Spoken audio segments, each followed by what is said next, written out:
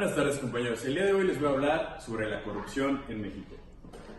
México se coloca en el lugar 135 de 180 países en percepción de corrupción a nivel internacional, pero en materia de impunidad tiene nada más y nada menos que el cuarto lugar a nivel mundial.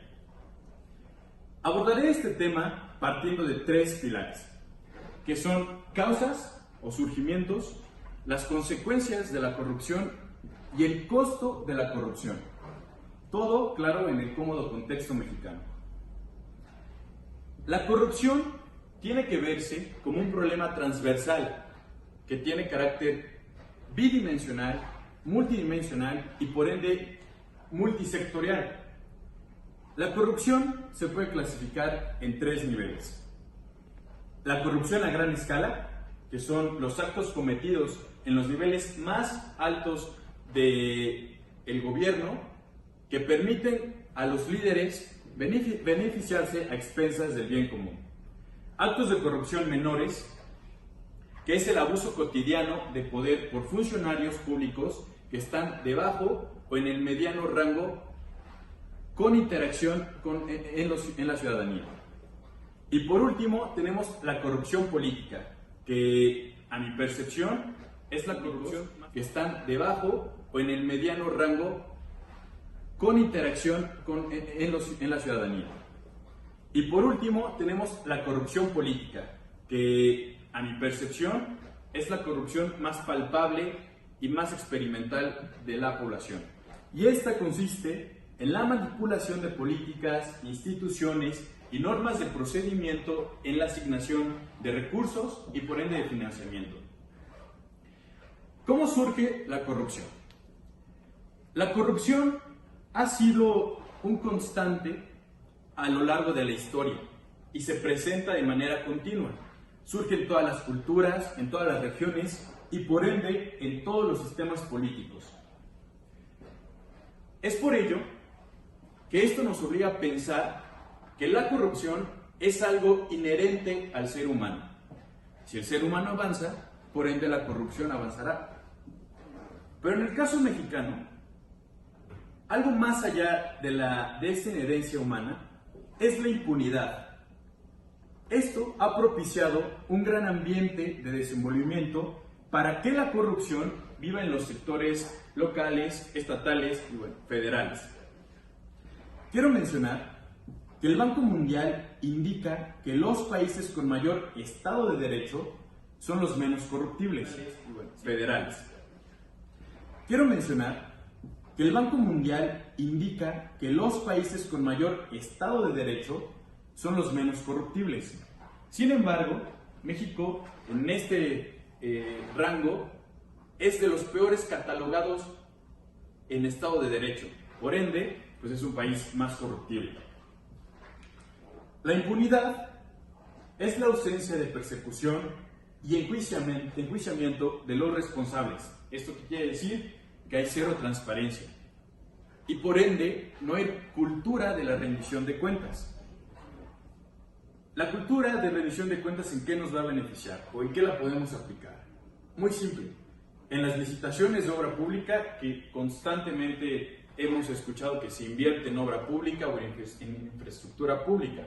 El gasto público, que es el capital que el gobierno destina para la ciudadanía. O bueno, es lo que intenta hacernos comprender. Y por último, el destino de los recursos que son catalogados para ciertas actividades que el gobierno en cierta forma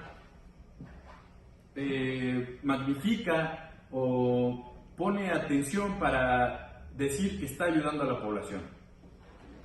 En México tenemos un estado de debilidad de las instituciones públicas, en la violencia desmedida en el país, la ausencia de libertad de expresión y por ende la ausencia de inversiones extranjeras. Cero transparencia gubernamental en definitiva. No hay participación ciudadana.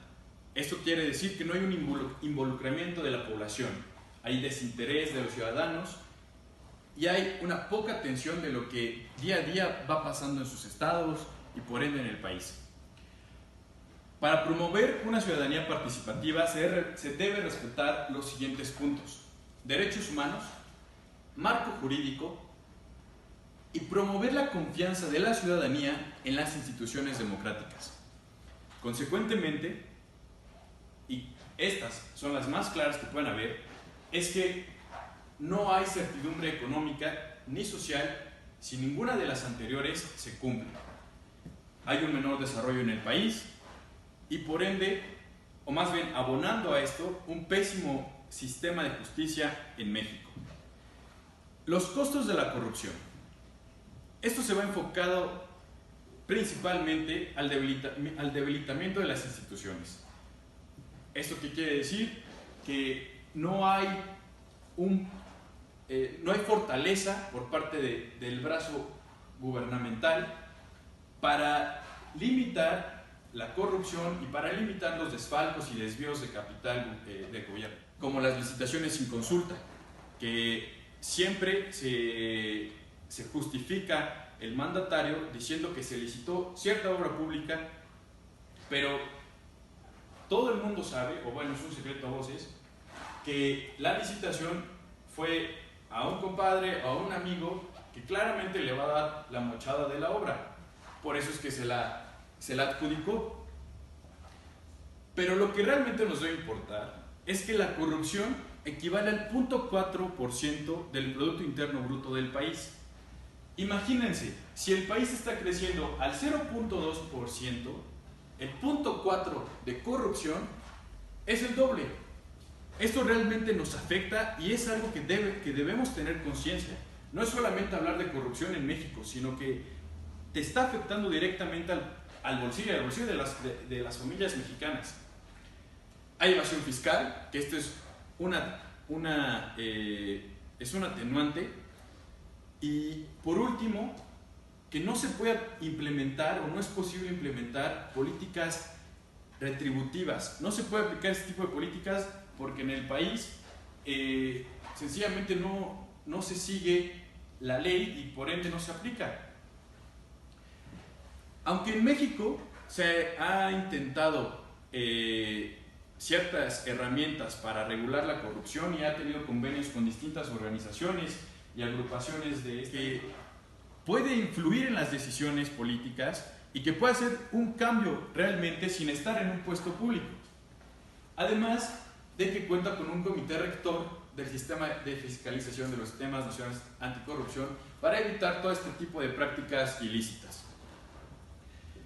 Uno de los puntos que el SNA propone es que haya un fiscal independiente y que haya la aplicación de la ley de 3 de 3, pero una verdadera aplicación de la ley 3 de 3, no una aparente ley 3 de 3, porque eso no funciona y no va a funcionar si no se exige. Hay que enfocarnos en lo siguiente: en transparencia y rendición de cuentas.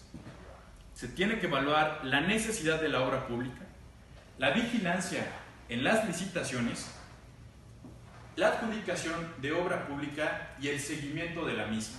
Muchas veces se adjudica la licitación a una persona de cierta obra pública, pero jamás existe esa obra, jamás se construyó, jamás se destinó el dinero para lo que era. Por eso es importante en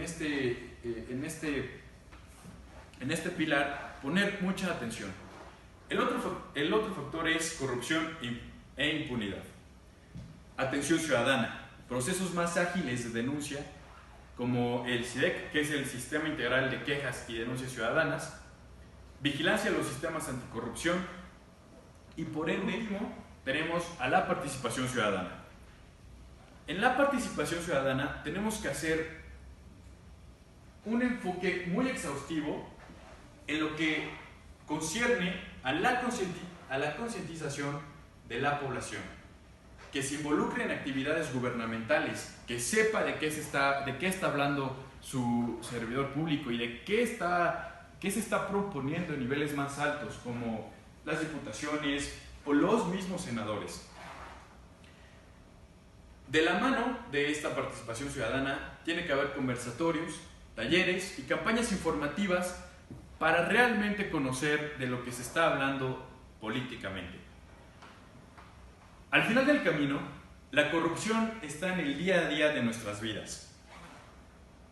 Pero es nuestra responsabilidad saber cómo actuar para, si no erradicarla, sí poder limitarla, y para que el avance de nuestro país y por ende de nuestra sociedad no se vea amenazado por el constante yugo de la impunidad y la corrupción.